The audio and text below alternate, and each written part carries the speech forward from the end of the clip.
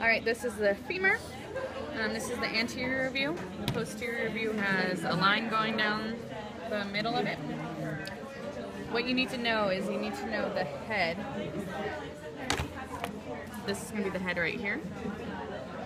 The fovea capitis is the indent in the middle of the head. The neck, of course, is right underneath the head. The greater trochanter is going to be this bump right here, as you see it in the posterior view. The lesser is going to be underneath it, right here, right underneath the head is the lesser trochanter. The introcanter line you only see from the anterior side. So the anterior side has the introtrochanter line. And then the posterior side, you see the introtrochanter crest, which kind of looks like a little bit of a moon. After that, you need to know the shaft of the body, which is the same thing on most of the bones right here. You need to know the gluteal tuberosity. Gluteal tuberosity is going to be on the back, and it's going to be this coming out right here. You only see it on the posterior. Then you need to know the linea aspera, which is going to be the line on the posterior going down. That's linea aspera.